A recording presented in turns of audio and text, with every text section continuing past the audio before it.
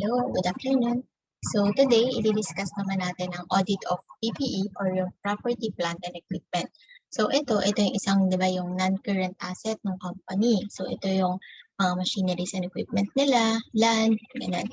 So kailangan lang natin gawin yung audit procedures para ma-ensure na existing yun, like may PPE talaga, kompleto yung recorded na PPE sa books. Then may rights and obligation yung company for that and properly valued.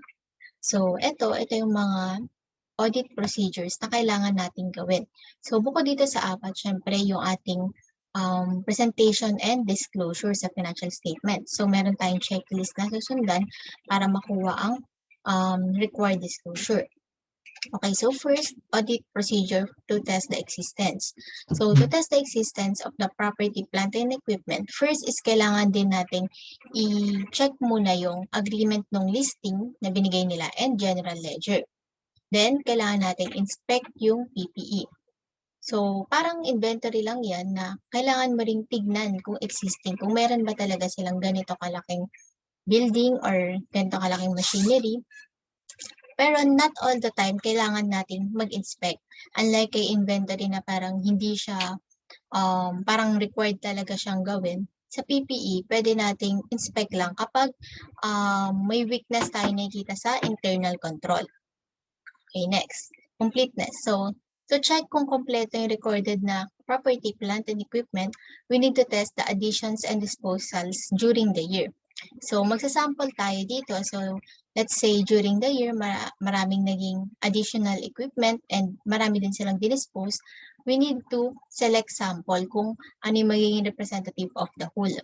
So, dun sa na-select nating sample, for additions, kailangan nating i-check yung documentation na meron talaga silang binili and meron bang nabawas sa pera nila para ma-ensure natin na totoong may additional PPE sila. For disposals, pwede rin natin i-check kung pumasok ba yung payment or through bank statement or yung mga deed of absolute sale. So dito papasok yung document review natin na magpapatunay na may na-dispose talaga during the year.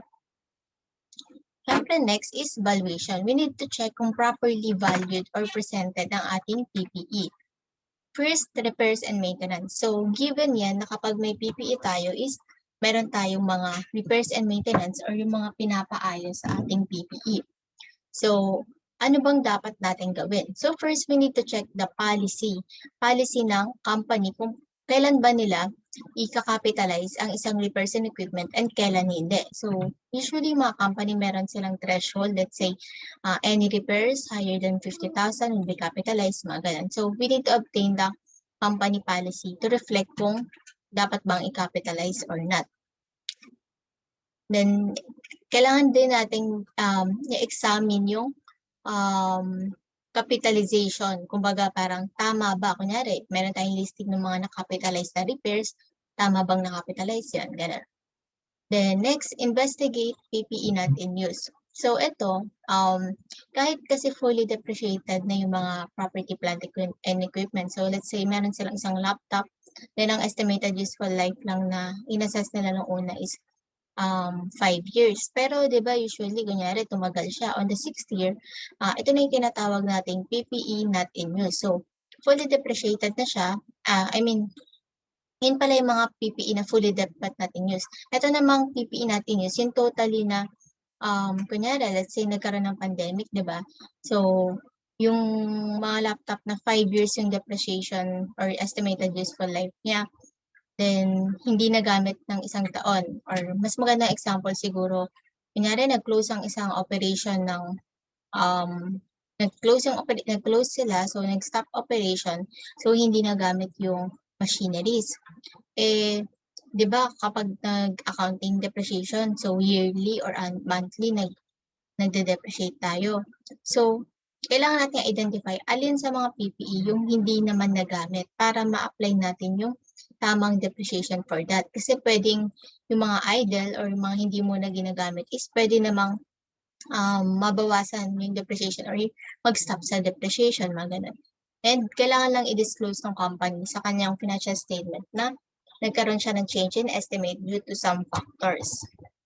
And next, test of reasonableness of depreciation. So, kapag may PPE, so meron na silang pre-computed na depreciation expense. So, kailangan natin i-check kung reasonable ba yung amount ng depreciation. So, kailangan natin i-obtain yung policy ng estimated useful life, policy ng paano nila de-depreciate, like straight line ba, based ba sa units na nagawa, ganun. So, kailangan mo i-tignan kung yung PPE ba nila and yung depreciation expense is reasonable. So, ito, bukod sa reasonableness, nagre-recompute din talaga tayo ng should be depreciation. Next, makaka-help din sa valuation ang analytical procedure. So, dito, dinireview natin yung increase. Let's say, yung increase sa isang factor is dapat nagko-corroborate sa PPE. Ganun. So, kailangan nating ma-validate kung nagko-corroborate yung data to test the valuation. Next, rights and obligation. So, to test kung tama bang rights and obligation ba ng company yung isang PPE, kailangan mong i-examine yung legal ownership. So, legal ownership, ma-examine natin to through, kunyari, deed of absolute sale para mapatunayan na na-dispose. So, wala na talaga tayong rights doon. Pwede rin yung mga lease rental agreement. Let's say, nakita mo during inspection na may PPE sila, pero per checking nung papeles or nung documents is rent lang siya. So, first, hindi mo dapat i-capitalize and second, hindi mo dapat i-depreciate. And wala kang rights and obligation doon. So, through examining of the documents, you can check kung may legal ownership ba yung company. Review rental revenue. So, this is in accordance dun sa lease. Pwede namang sila yung upa nung, let's say, building. Pinaupa nila, tapos akala mong hindi kay company, pero per checking, pina-rent lang nila. So, dapat sa kanila pa rin yung ownership. So, you need to check yung rights and obligation. So, now, let's apply this sa problem. So, kapag nagsasagot ng problem, just like sa dati, kailangan lang natin ma-establish yung ano ba yung should be ng PPE. Ano ba yung should be measurement, initially, subsequently niya. I-share screen ko yung Excel file. Yan. So, ito yung sa book ng 15-1 na illustrative case.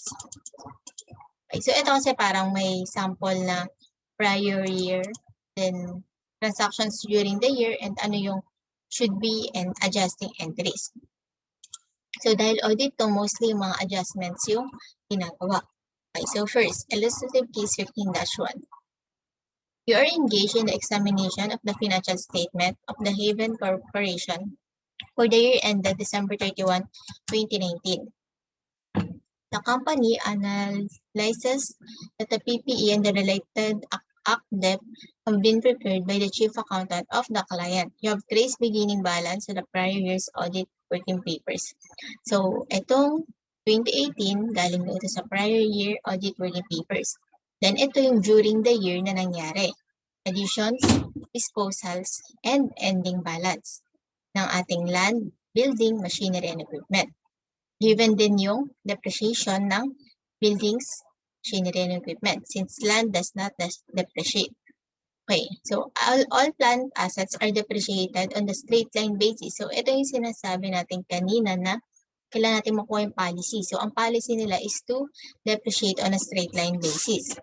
Tapos ang kanilang estimated useful life sa building is 25 years and for all other items is 10 years.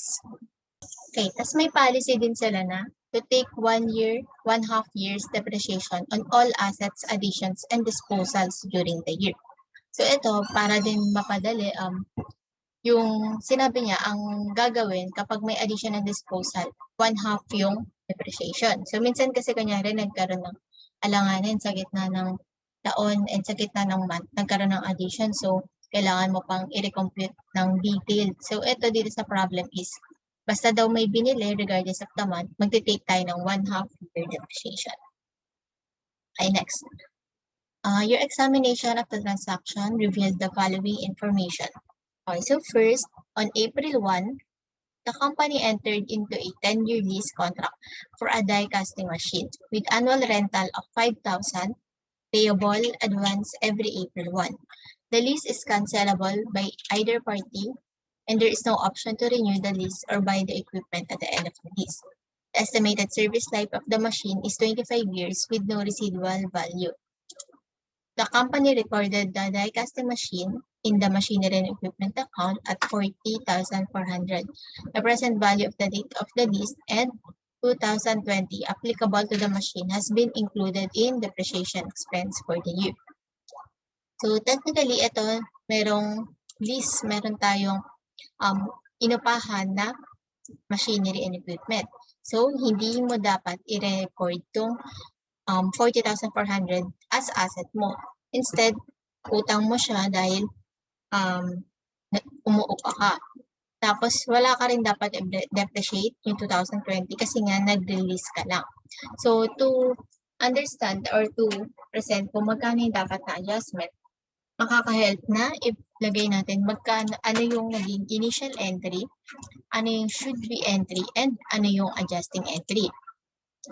Okay. So, based sa given, ang initial entry is nag-debit daw ng machinery and equipment and nag-record ang depreciation. Pero paano nga ba dapat i-entry yung nangyari? So first, meron siyang sinasabi na 5,000 na, ito, 5,000 with annual rent of 5,000 advance, ito, in advance. So dahil in advance siya, kailangan mong i-consider as merong tayong prepaid na portion, which is yung 3 months. Kasi, nagbayad ka ng April 1 hanggang April 1, 2020 na. So, nabayaran mo na yung pang January 1 to March 31 or April 1, 2020. So, yung 3 months na yun, record natin as prepaid rent and the rest is rent expense. Tapos, yung total, that's yung nabayaran is lease payable. Ito yung sabi ko na may payable tayo dahil nag-uupa lang or nag-rent lang tayo. Then credit cash. For depreciation, wala tayong dapat i-entry since hindi naman atin yung machinery. So, ang adjusting entry is to record this and reverse the machinery and equipment. Tapos, i-reverse din yung depreciation expense. Okay, number 2. The company completed the construction of a wing on the plant building on June 30. The service life of the building was not extended by this addition. The lowest construction bid received was 17,500, the amount recorded in the building's account. So sabi niya, re-record daw niya 17,500 sa building. Company personnel constructed the addition at a cost of 16,000. Pero ang pinanggawa lang talaga is 16,000.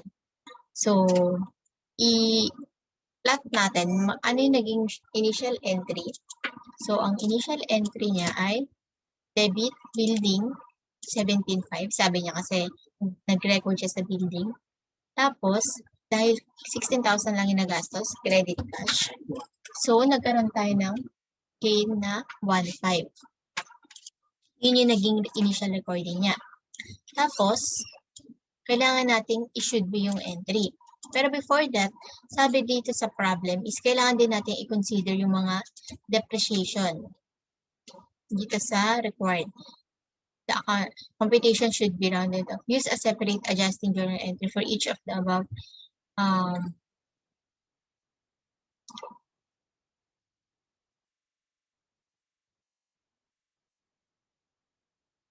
Ayun. So, parang dahil dito sa given, so binigay niya kasi itong during the year, pwede nating ma-recompute magkano yung depreciation expense na re-record for this, for this addition. So, dahil building to, punta ka sa building, tignan mo yung laman ng depreciation. So, during the year, nag-depreciate ng 5,150. So,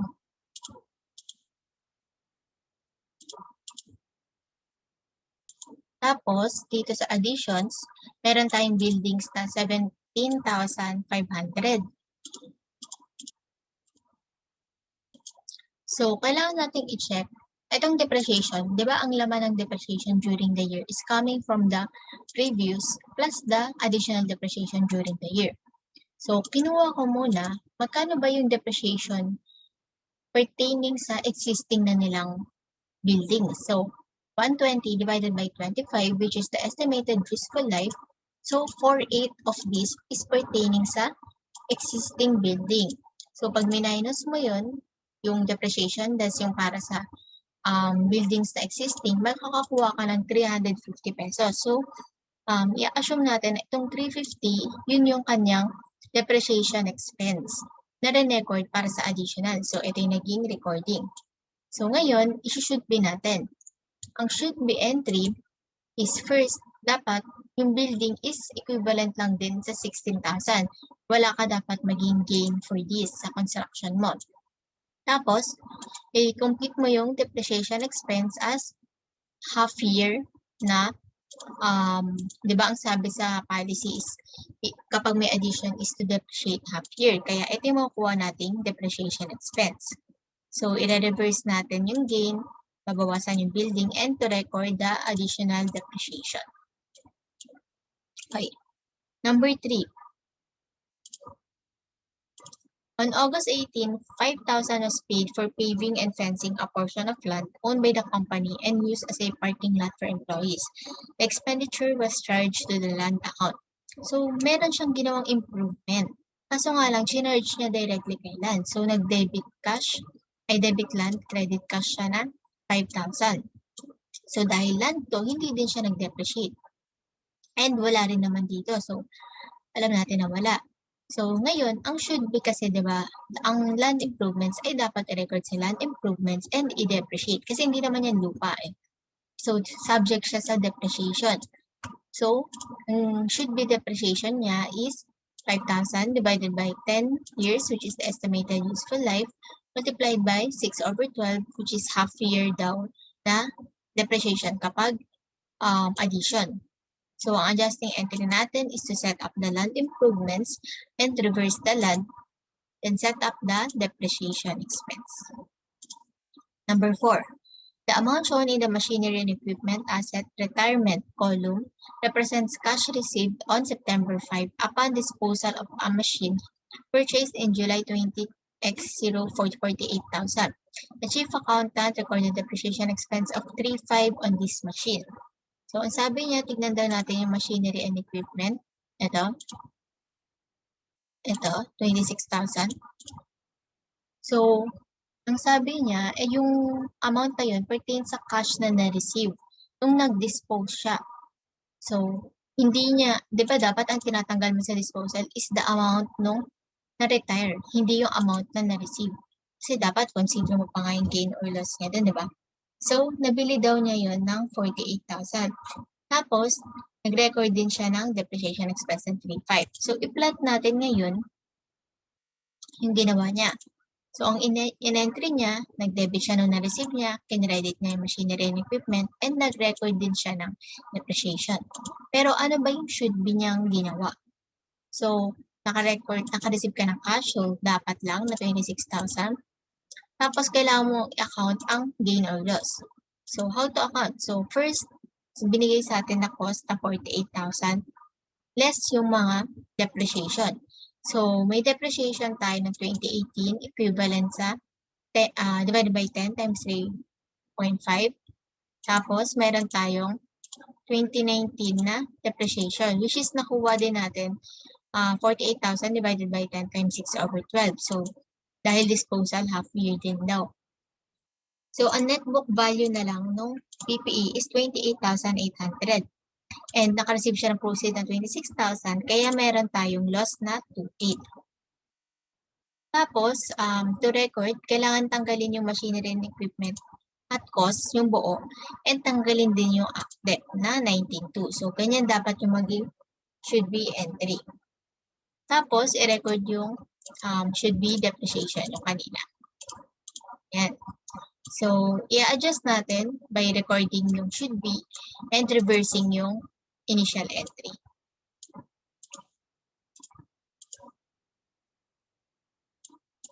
Okay, last item, number 5.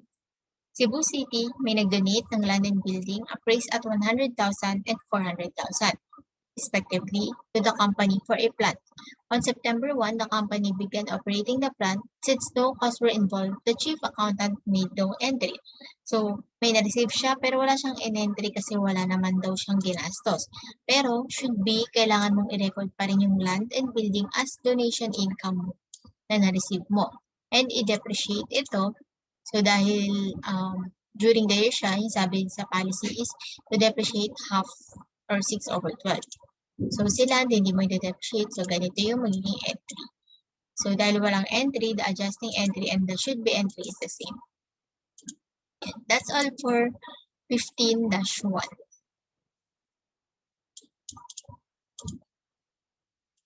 Next, exercise 1. So, ito, dun sa problem, sa book, binigyan tayo ng exercise 1, which is given tong mga information under the fixed asset account. So, kailangan lang natin itama kung saan ba dapat. Kasi, syempre, hindi lang siya sa fixed asset. Kailangan ilagay mo rin siya sa proper account niya. Like, itong mga to is dapat ba itong ma-retain or not. First, organization fees paid. So, kapag nagbayad ka ng org fees, hindi naman yan capitalizable. Kaya debit, organization cost, which is the expense account, credit the fixed asset. Number 2, bond discount on 1,000 of 10-year 6% bonds. So, ang bond discount should be reflected as dito sa ating bonds. Tapos, kumpitin yung interest expense portion, then tanggalin sa ating fixed asset. Number 3, meron tayong land site and building na 500,000. So, i-record to as land. And tanggalin sa general account na fixed asset. Dapat dun sa specific, which is yung land. Number 4, corporate organization cost. So, same with number 1, it should be expense. Next, title clearance fees. So, ang title clearance fees is capitalizable, pero dapat sa land natin siya i-reflect and hindi sa general na fixed asset. Next, net cost of raising existing building. So, ito, kailangan din i-reflect siya sa, tanggalin siya sa fixed asset. The next, bond interest for 6 months amounting to 30,000 is expense, interest expense. Next, salaries, 50,000, na hindi naman related sa construction daw. So, hindi siya capitalizable expense, salaries expense. The next, bonus to corporate promoters, 40,000 is organizational cost. Real estate tax for 6 months. So, this pertains sa taxes and licenses, which is expense. Then, may new building na 2 million. So, ilalagay lang sa specific account, which is yung building. Okay, next, 15-5. So, ito naman, pinag-prepare tayo ng journal entries dito sa mga nangyaring to. So, the following transactions of the company occurred during 20X7. First, the company acquired a tract of land in exchange for 10,000 shares. So, tandaan na kapag yung par value, kailangan i-reflect mo yun sa common shares, 10,000 times 10. Tapos, ang sabi kasi niya dito na yung traded value niya is 24. So, additional paid in capital or APIC yung 14. 14 times 10,000. Then, yung total is reflected sa ating land. Next, an engine on a truck was replaced. The truck originally cost 100,000 3 years ago, thus being depreciated at 20,000 per year. The engine cost 10,000 to replace. So, ito, debit, debt, credit, cash. Number 3, the company acquired a tract of land that was believed to have mineral deposits by issuing 5,000 preference shares. So, ito parang number 1 na kailangan natin i-reflect yung par value sa preferred shares, then APIC yung the rest. And reflect the total sa land. Number 4, the company purchased a machine with a list price of 85,000 by issuing a 2-year 100,000 non-interest bearing note with market rate of 10%. So dito kailangan natin kuhanin yung present value. So kung maaalala niyo, ang computation ng present value natin is face value divided by 1 plus I or interest raised to the terms or yung 2 years, yung years. So, makukuha natin na ang present value is 82,645. So, kailangan yun yung i-reflect mo sa ating machinery. Then, i-reflect din natin yung notes payable and discount.